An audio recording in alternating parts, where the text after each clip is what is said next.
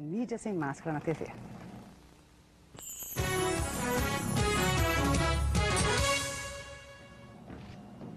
Bom, boa tarde, amigos. Estamos aqui de volta.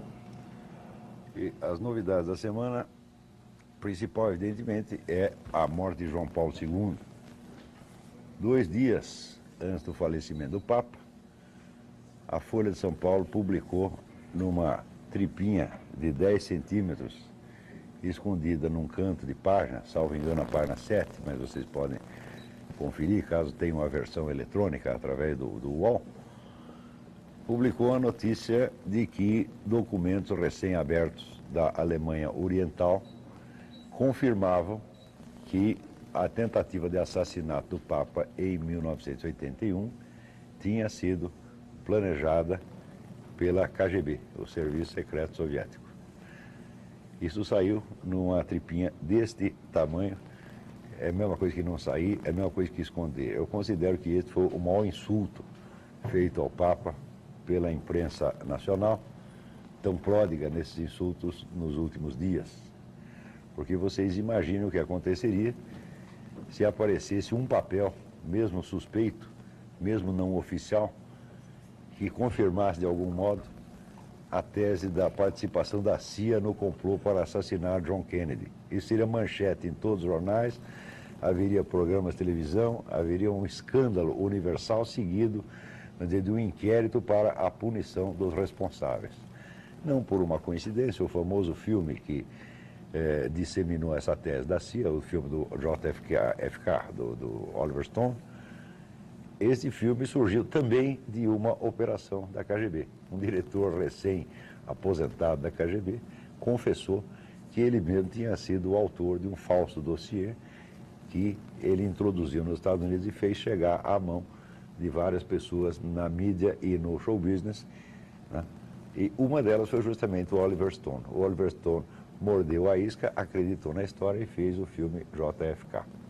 Tá certo? Então isso quer dizer que quando se trata de uma suspeita, vamos dizer, puramente fantástica contra a CIA, isso tem uma repercussão universal. Agora, quando se trata de documentos oficiais que comprovam definitivamente a autoria soviética da tentativa de assassinato do Papa, isso é escondido num cantinho de página.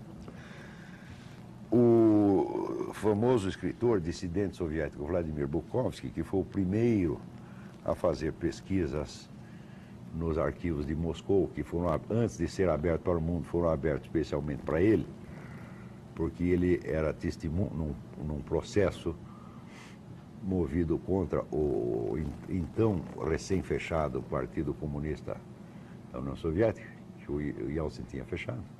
O Vladimir Bukovsky, que estava morando em Paris, tinha fugido para Paris, ele disse que só seria testemunha caso lhe concedessem o privilégio de examinar os arquivos de Moscou. Então ele foi o primeiro, antes da abertura geral, ele foi o primeiro a investigar lá. E ficou durante um ano, né, copiando papéis, ainda com aquele scanner de mão, aquele que corria assim, que saía tudo torto, né? E trouxe lá, parece que umas 12 mil páginas. Nessas 12 mil páginas, ele tinha a comprovação direta de que a KGB financiava praticamente toda a imprensa social-democrática da Europa. Social-democrática quer dizer, a imprensa da esquerda light, a esquerda não, supostamente não comunista. E que dos correspondentes estrangeiros nos principais países da Europa, a maior parte estava na folha de pagamento da KGB. Mesmo aqui no Brasil também apareceu isto. Um funcionário da KGB confessou que na época de 64 havia várias dezenas de jornalistas brasileiros na folha da KGB. Muito bem, quando o Bukovsky chega com isto, com este dado na Europa, procura os principais jornais, não social-democratas, jornais tidos como conservadores ou centristas, e nenhum deles quis tocar no assunto. Todos diziam assim, não, nós não podemos reabrir feridas do passado. Você imagina se tivéssemos adotado o mesmo sistema com os criminosos nazistas. Imagina se em vez de fazer o julgamento do Nuremberg, todo mundo botasse panos quentes e não, nós não podemos reabrir feridas, tudo isso tem que ser esquecido porque foi uma coisa muito triste. O nazismo estaria aí imperando no mundo novamente. Para aqueles que acreditam que o comunismo acabou, imaginam que teria sido o fim do nazismo, né, se derrubado o Führer, ninguém toca na SS, ninguém toca na Gestapo, etc, etc, e todo mundo põe panos quentes e diz, vamos esquecer o passado. O problema com o comunismo foi justamente que, em vez dos autores de crimes ainda maiores que o de Hitler serem denunciados e punidos, o universo inteiro tratou de protegê-los, tratou de lançar sobre eles o manto do esquecimento. O resultado é que na KGB não foi demitido um único office boy. A KGB chegou a ter, e eu creio que tem ainda, não deve ter diminuído muito, chegou a ter 500 mil funcionários, quer dizer, foi a maior repartição pública da história humana. Além de ter uma rede de pelo menos 20 milhões de colaboradores através dos militantes comunistas espalhados no mundo. Porque a grande força de um serviço secreto não está nos seus funcionários oficiais, mas está nos colaboradores informais, né? É uma das forças do Mossad. O Mossad, o Serviço Secreto Israelense, é pequenininho, tá certo? E por que ele é tão eficiente? Ele é tão eficiente porque toda a comunidade judaica no mundo se sente obrigada a colaborar de alguma maneira, tá certo? E assim como, vamos dizer, o pessoal judeu, que são 18 milhões de judeus, colabora com o Mossad, os militantes comunistas colaboravam com a KGB, não é isso? Então, essa rede de colaboradores informais tem uma penetração infinitamente maior do que pode ter os profissionais. Então, você imagina o que eram 500 mil profissionais trabalhando com auxílio de 20 milhões de colaboradores informais. Mais ainda, o orçamento da KGB não era calculável. Não havia um orçamento definido. Quer dizer, qualquer verba estatal da União Soviética podia ser alocada para a KGB sem necessidade de maiores explicações e sem isso ser discutido sequer no Comitê Central. Era direto com o secretário-geral. Quer dizer, o secretário-geral, que era o chefão do Partido Comunista, fazia lá uma requisição de mais grana para a KGB e aquilo não era discutido por ninguém, de modo que os trabalhadores chegaram à conclusão de que é impossível saber quanto era a verba da KGB, porque é limitada, mas era aproximadamente 50% do total dos recursos do governo soviético. Então, vamos dizer, isto é uma máquina, como uma máquina policial como nunca houve na história. E a população de hoje tem uma dificuldade de conceber essas coisas. Primeiro que não tem informação correta, e segundo que a coisa passa um pouquinho a capacidade da imaginação, né, do freguês. Também não pense que a KGB era apenas um serviço secreto, no sentido que tem um serviço secreto da Marinha Americana, em que aqui nós temos a ABIN. Não. A KGB era encarregada da totalidade, vamos dizer, de operações discretas necessárias à implantação, vamos dizer, e manutenção do poder comunista. Isso incluía, por exemplo, a administração total das atividades culturais soviéticas. Quer dizer que a maior parte dos livros que estavam em circulação era por decisão e por iniciativa da KGB. Também, vamos dizer, a fiscalização, se não a própria produção dos jornais. E no exterior, vamos dizer, a rede de operações da KGB no exterior é uma coisa quase inimaginável, porque abarcava, por exemplo, a administração total dos movimentos culturais no Ocidente, durante meio século. Tudo quanto é congresso de escritor, né, grandes empreendimentos editoriais, tudo isso tinha o dedo da KGB. Não há um só grande escritor ocidental, nenhum prêmio Nobel de Literatura, nenhum sucesso das letras, que não tenha algum dia sido manipulado pela KGB, pelo menos tentativamente. Praticamente, se você averigua a biografia de cada um, você vê que em algum momento houve ou um envolvimento, ou ao menos uma tentativa de envolvimento. Os grandes escritores americanos, todos sem exceção. Agora, você imagina, né, que na imaginação popular, na fantasia popular, ainda existe um confronto entre CIA e KGB. Eu digo, bom, é confronto da formiguinha com o elefante. Quer dizer, a CIA nunca teve recursos desse porte. Por exemplo, eu sei que o único empreendimento cultural feito pela CIA foi o famoso Congresso pela Liberdade da Cultura, em 1955, em Berlim Ocidental, que foi a primeira reação de algum serviço desse tipo ocidental a algo que a KGB já vinha fazendo desde 1930. Quer dizer, com 25 anos de atraso, fizeram um congressinho depois de a União Soviética, a KGB, ter feito alguns milhares. Então, o tamanho desta entidade já ultrapassa um pouco a capacidade imaginativa do cidadão comum. Tá certo? Do mesmo modo, ultrapassa essa capacidade o estudo da penetração que a KGB teve dentro da igreja. Hoje nós sabemos, hoje existem documentos suficientes para saber que todo o rumo tomado pelas coisas no Concílio Vaticano II foi praticamente determinado pela influência da KGB. Quer dizer, o número de gente da KGB que tinha lá dentro era incalculável. Quer dizer, isso foi uma coisa feita para, vamos dizer, penetrar a igreja e destruí-la por dentro mesmo. Tá certo? E os próprios papas tiveram consciência disso. O Paulo VI, tá certo? Morreu amargurado, vendo que as coisas tinham tomado um rumo absolutamente incontrolável. Mas foi até a ingenuidade dele, porque não é que tomou um rumo incontrolável, não estava sob o controle dele desde o começo. Ele é que imaginava que estava.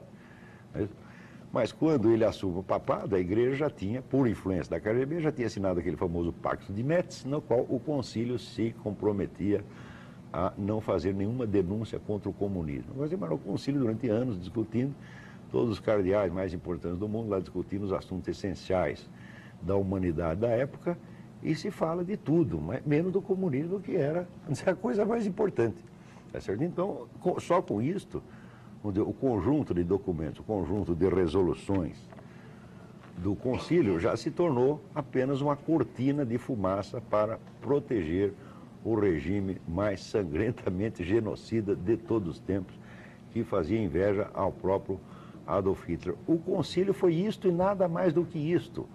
Quer dizer, você continuar raciocinando como se o concílio tivesse sido, vamos dizer, florescimento de grandes descobertas e de grandes iluminações espirituais, em que a igreja tivesse feito grandes progressos no sentido humanitário, etc., é você continuar raciocinando segundo a simples propaganda soviética lançada na época. O concílio não foi nada disto. Quer dizer, os papas estão perfeitamente conscientes da história do concílio, sabem o que aconteceu. Olha, eu vou lhe mostrar uma coisa aqui. Tudo isso que eu estou falando está documentado nesse livro aqui, Las Puertas del Infierno, do historiador espanhol chamado Ricardo de la Cierva. E aqui temos, veja, o Ricardo de la Cierva, aqui, com sua esposa. Só vir um pouquinho para aquela câmera, né? Isso, para essa câmera. Isso, você fica com essa e o livro com aquela. Bom, sim. Aí fica Então, mais fácil. Ricardo de la Cierva, sua esposa, e o Papa João Paulo II, ele entregando este livro, que foi o primeiro de uma série de 3, enormemente documentado, onde toda essa história da penetração da KGB no concílio está contada. O Ricardo de la Cierva é uma figura importante da intelectualidade católica espanhola, tá certo? Praticamente não há ninguém no Colégio de Cardeais que desconheça a obra dele, e o volume foi entregue, o primeiro volume realmente foi entregue pessoalmente nas mãos de João Paulo II, de modo que ninguém no Vaticano ignora essa história. Quando fala em público, pode fazer de conta, pode disfarçar, pode não querer tocar no assunto, mas todos sabem perfeitamente isso, que o concílio foi praticamente dirigido pela KGB. Pela mesma entidade que uns anos depois contrata esse senhor Mehmet Ali Agca para matar o Papa. A história do complô soviético para matar o Papa foi pesquisado durante anos por uma repórter das seleções, Claire Sterling. Ela ficou uns 2 anos aí viajando pelo mundo e fazendo pesquisa até obter, vamos dizer, provas cabais de que o assassinato do Papa tinha sido orquestrado pela KGB. Tem aqui a tradução brasileira, que saiu pela editora Nórdica. Tá certo? De modo que tudo isso já é suficientemente conhecido. Quando, depois de tudo isso, a tese da Claire Sterling é finalmente confirmada por documentos oficiais da Alemanha Oriental, da ex-Alemanha Oriental, o que faz a nossa imprensa com isso? A imprensa inteira não deu uma linha, tá certo? E a Folha deu uma tripinha deste tamanho. Ou seja, a imprensa está fazendo a mesma coisa, a imprensa brasileira está fazendo a mesmíssima coisa que a imprensa europeia fez com Vladimir Bukovsky, isso é, colocar panos quentes. Ora, se acontecimentos tão fundamentais são sonegados ao conhecimento do povo, pode entender o que está acontecendo. Eu que vivo estudando, pesquisando, juntando documentos sobre essas coisas, eu tenho uma imensa dificuldade para, às vezes, entender qual é o curso curso do processo histórico que nós estamos vivendo, tá certo? Mas a população em geral não tem a mínima condição de saber o que está acontecendo. Por quê? Este domínio exercido pela KGB, na imprensa, na mídia do Ocidente, não terminou. A KGB não fechou, a KGB está funcionando. É o homem da KGB que é o presidente da Rússia, tá certo? O dinheiro da KGB, uma grande parte, foi transposta para o Ocidente, criando grandes firmas que são uma imensa rede de lavagem de dinheiro, que ninguém fala coisa nenhuma, embora também esteja amplamente documentado. Enfim, é isso com essas coisas que eu fico querendo dizer, que a compreensão do processo que nós estamos vivendo ultrapassa a capacidade do cidadão comum, e é um assunto que hoje só pode ser compreendido por especialistas, por estudiosos que se dedicam àquilo. Agora, esses estudiosos também, frequentemente, ficam com medo daquilo que descobrem, tá certo? Quer dizer, nem todo mundo vai ter esta cara de pau que eu estou tendo aqui, e dizer, olha, eu fui lá, estudei, descobri esse documento, mas esse, o que está acontecendo é isto. Se todos eles fizessem isso, então o processo se tornaria muito claro. Por que não fazem? É muito simples, porque hoje a profissão de estudioso, de pesquisador, etc., está na mão, em geral, de ONGs que são, em última análise, quando você vai rastrear para quem trabalha essas ONGs, estão todos ligados à ONU. Tá certo? E a ONU é, vamos dizer, o órgão que se tornou, vamos dizer, depois, sobretudo, do fim da União Soviética, ela se torna, vamos dizer, o centro da operação mundial da KGB. A partir do fim a partir de uma década antes da queda da União Soviética, a liderança do movimento comunista tinha chegado à conclusão de que precisava haver uma imensa mudança de estratégia. Isso está bem documentado no livro do Golitsyn, que se chama New Lies for Old, Novas Mentiras em Lugar das Velhas. Então, a grande mudança de estratégia consistia, sobretudo, vamos dizer, em dissolver aquela estrutura monolítica e autoritária do partido, criar uma estrutura mais pluralista para dar mais mobilidade ao conjunto. E, em segundo lugar, tomar os organismos internacionais. Tomar através da penetração. Isso quer dizer que toda esta cúpula de ONU, Unesco, Organização Mundial da Saúde, é tudo gente que veio da KGB. Pô. Isso aí não é muito difícil você rastrear isso. Então, isso criou, vamos dizer, um sistema de parasitagem internacional e de chantagem moral, que é uma coisa absolutamente assombrosa. Hoje, quando esse pessoal de ONU decide alguma coisa, quer chegar a algum objetivo, instantaneamente eles conseguem mobilizar a mídia internacional para que toda ela proceda como se este objetivo desejado já estivesse alcançado, implantado e já não pudesse mais ser discutido, né? Como, por exemplo, o aborto. Se uma pessoa hoje é contra o aborto, né, imediatamente ela é acusada de retrocesso. Quer dizer, retrocesso quer dizer como se o aborto já fosse um fato consumado, o direito ao aborto é um fato consumado, e qualquer contestação já é coisa do passado. Isso quer dizer, aquilo que está sendo discutido é dado como se já tivesse sido resolvido e ninguém mais tem o direito de opinar contra. E pior ainda, ao mesmo tempo que existe esta imposição tirânica de um fato consumado, os que fazem isso ainda acusam os outros de intolerantes. Quer dizer, o sistema de poder mundial impõe uma situação, tá certo? Como se já tivesse sido discutido, todo o assunto tivesse sido esgotado, quando na verdade não houve discussão alguma, houve apenas propaganda de um dos lados. E se alguém do outro diz, eu não concordo, já leva o carimbo, você é intolerante.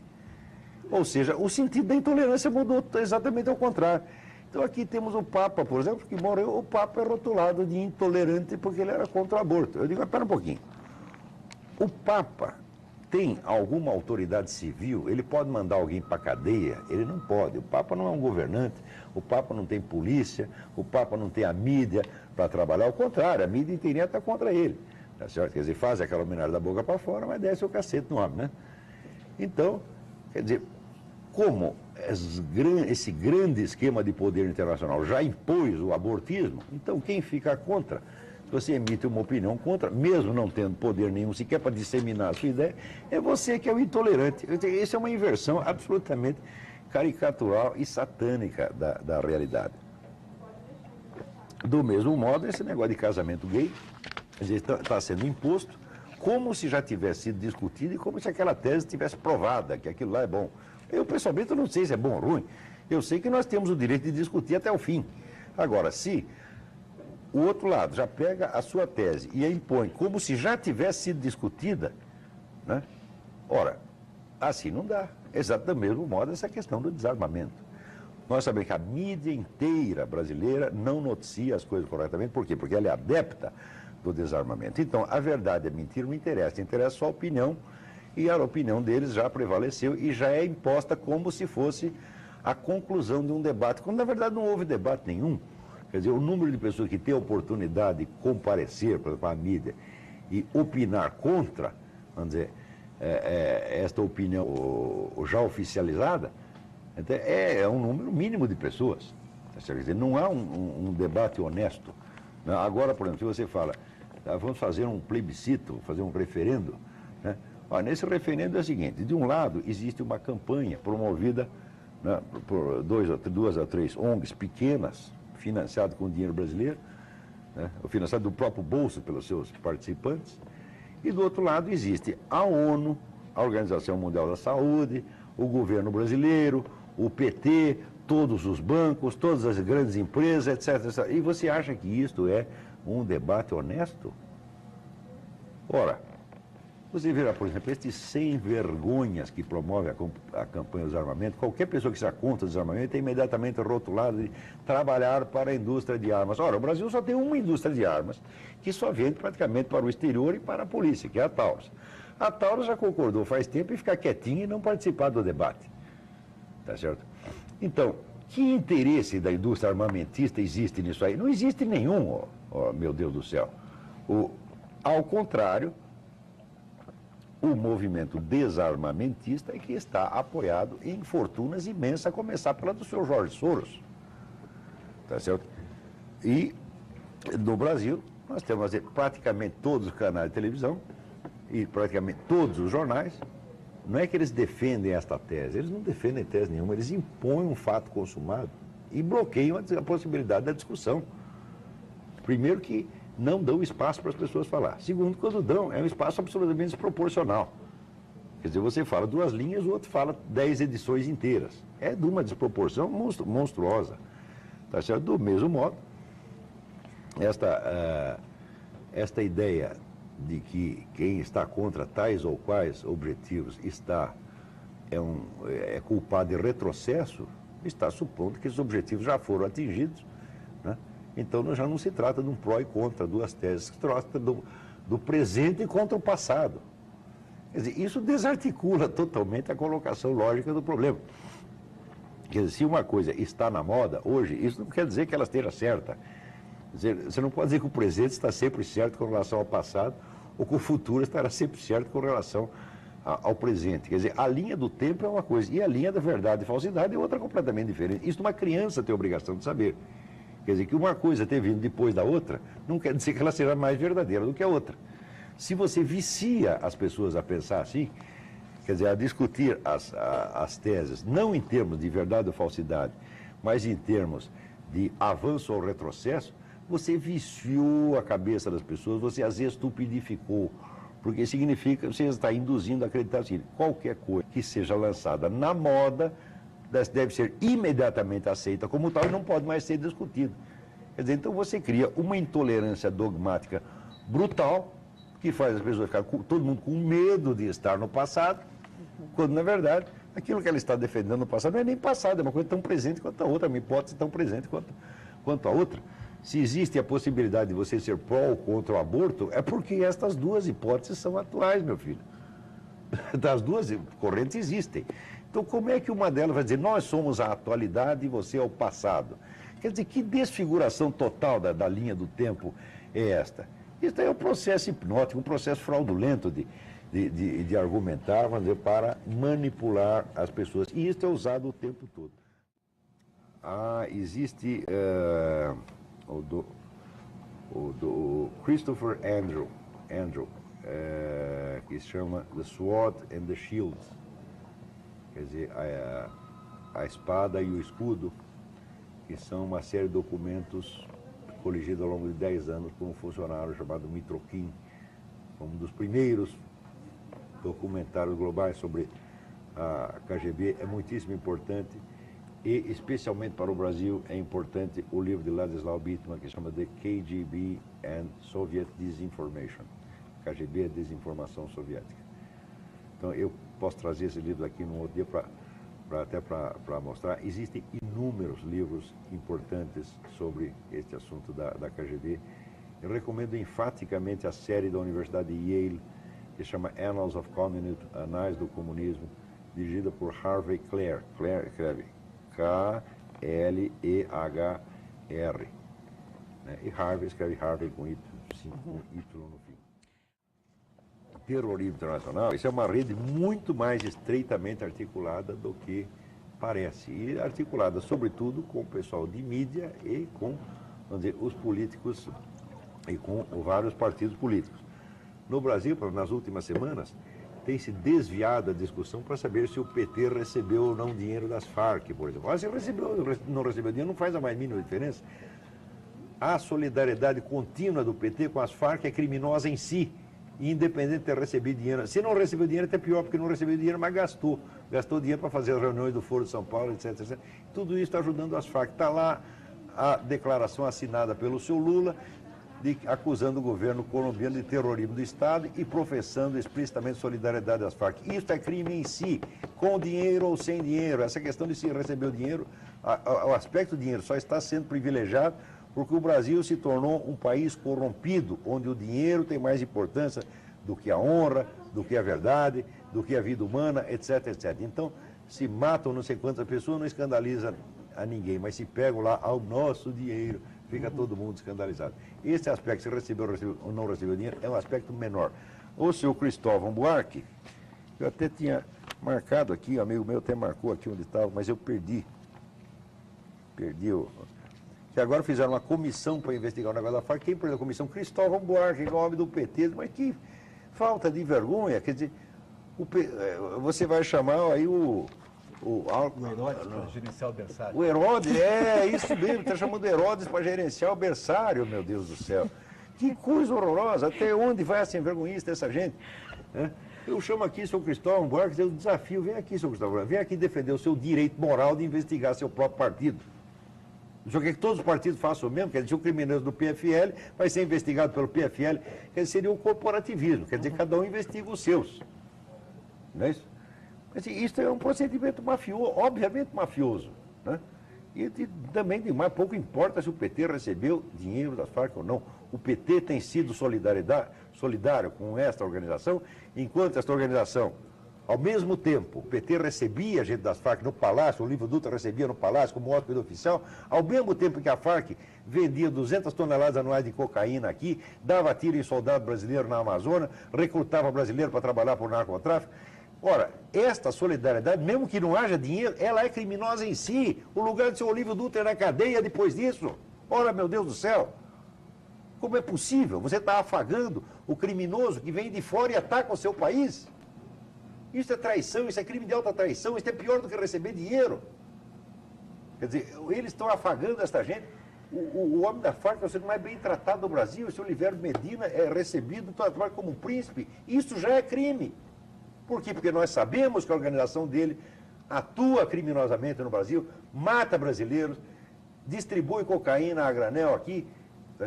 Que direito alguém tem de ter uma parceria política com esse sujeito, mesmo sem receber um tostão? O PT está cometendo crime de ser solidário com isso há mais de 10 anos. Eu estou dizendo isso há mais de 10 anos, as pessoas não têm coragem. Esse pessoal, esse é o general Félix. Eu desafio o general Félix a vir aqui neste programa e provar que ele não sabia de nada. Ora, meu Deus do céu, não leu as atas do Foro de São Paulo, não está lá explícita a solidariedade? Não foi noticiado que o Olívio Dutra recebe o pessoal da Farc como hóspede oficial no Palácio? Ao mesmo tempo em que o Fernandinho Beiramar estava confessando que comprava 200 toneladas anuais de cocaína da Farc em troca de armas que ele trazia do Líbano. Ora, se aqui você tem uma articulação criminosa e, por outro lado, tem uma parceria política, pouco importa que essa parceria política não tenha rendido dinheiro, rendeu poder político que é melhor do que dinheiro. Será que esse país perdeu totalmente a noção do que é certo e do que é errado, pô?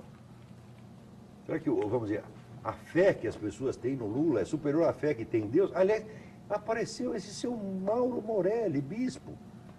Quer dizer, bispo, bom, não é melhor não dizer o que eu penso do homem, mas diz, Jesus Cristo na presidência não seria melhor que o Lula. O bispo diz isto. Eu digo, mas eu digo o seguinte, se pegar todas as prostitutas e todos os bordéis do Brasil e botar no seu lugar de bispo, será o melhor bispo do que você.